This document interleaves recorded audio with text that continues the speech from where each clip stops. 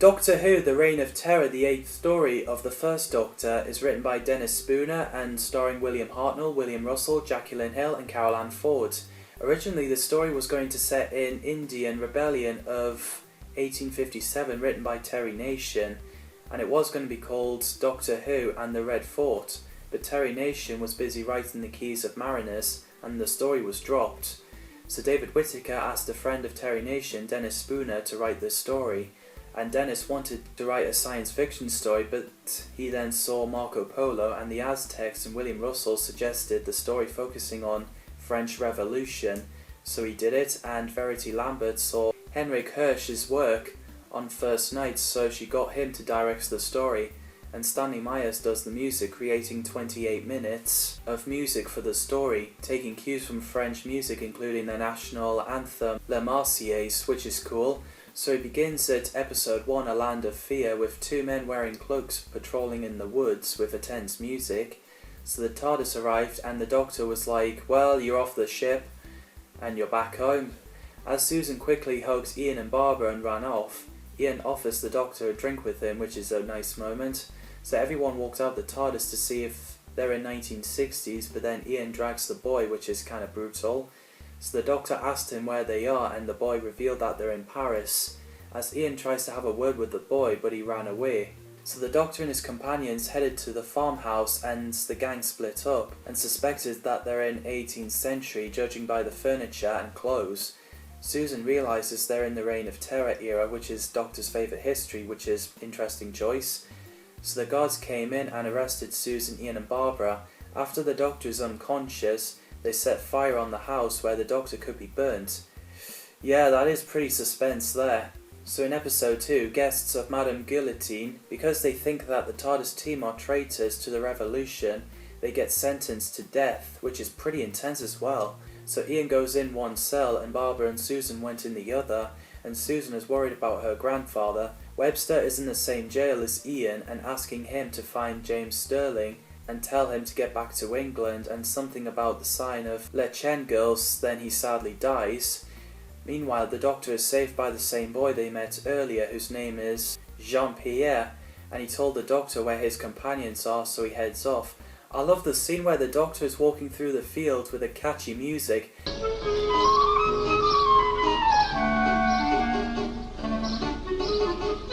It's so early 60s, it really fits in.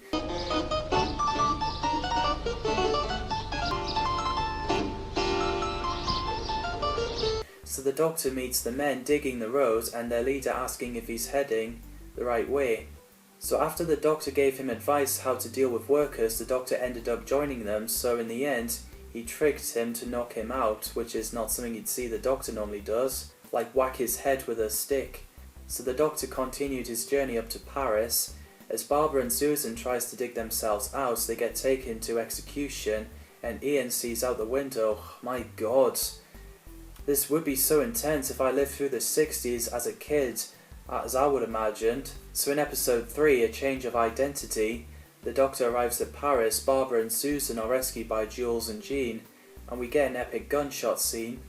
So they went back to their safe house. So the Doctor went in a clothes shop, he swaps from his clothes and ring with the clothes of a regional officer of the provinces, which is pretty stylish. Meanwhile, Ian steals a key and sits down eating his food while a jailer picked it up. Ian lets himself out and escaped. So Barbara, Susan, Jules and Jean looked at the map hoping to find the Doctor and Ian, so Jules and Jean are sure to get them reunited.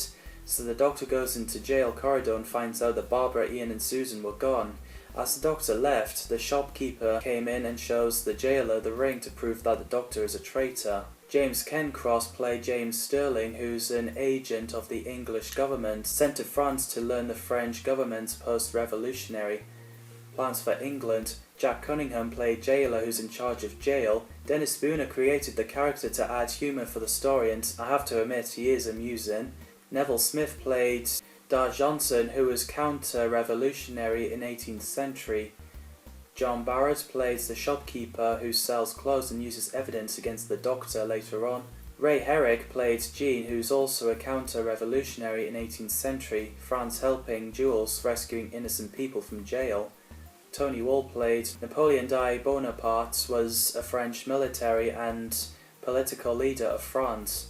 Donald Morley, who previously worked with Jacqueline Hill in the Shrike play, played Jules Renan, counter-revolutionary, and helped rescue innocent prisoners. Peter Walker played a little boy called Jean Perra, who saved the Doctor from the burning farmhouse. The casts did a great job. William Hartnell is a fantastic Doctor. William Russell and Jacqueline Hill as Ian Chesterton and Barbara Wright are likeable and fantastic, and same with Caroline Ford as the Doctor's granddaughter, Susan Foreman. The story is well written and directed, and the music by Stanley Myers is nicely done. It really fits in the mood. So in part 4, The Tyrant of France, a missing episode that's been animated, the Doctor gets taken to see Robespierre, and he asks the Doctor if he can return the next day, so him and Lemaitre return to jail, and the Doctor tries to leave, but jailer forces him to stay. He gets his clothes and ring back after giving the shopkeeper the bag of gold. As Susan is unwell, Ian has arrived reunited with Barbara. Ian tells Jules what the Webster told him and that he died. The Vision turns out to be spies and locked Susan and Barbara in to get recaptured. Ian met Leon at Church Crypt, and he mentions that Ian walks into his trap, leading to Episode 5, a bargain of necessity. So Ian gets chained up and tells Leon who he is, but Leon doesn't believe him. So then we get an epic gunfight when Jules arrived. He killed the soldiers and Leon and set Ian free. Meanwhile, the Doctor makes excuses for Barbara to escape, and the jailer allowed her to escape, so he tries to do the same for Susan, but the jail hesitated. As Ian and Jules reunited with Barbara, she wasn't happy that Jules killed Leon, which fair enough, but it was the only way, otherwise Ian would have been killed. So the Doctor sneaks Susan out and knocks jailer out with the bottle.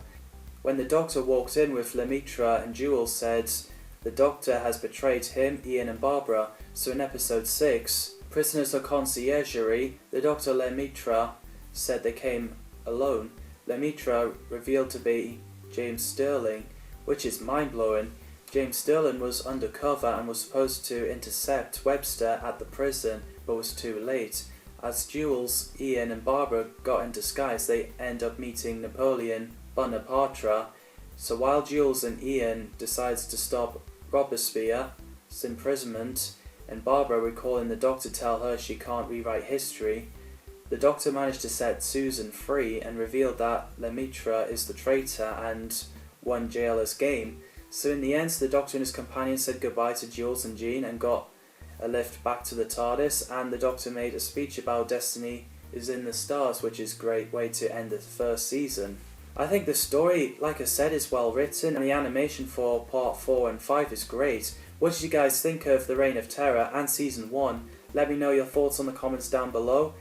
And sorry that I missed Marco Polo out, as like I said, I'm waiting for that story to be found or animated as of time of recording, as I don't want to watch it as reconstructed telesnaps, but can't wait to see that story eventually and happy to talk about it. Anyway, thanks for watching and see you in the next video.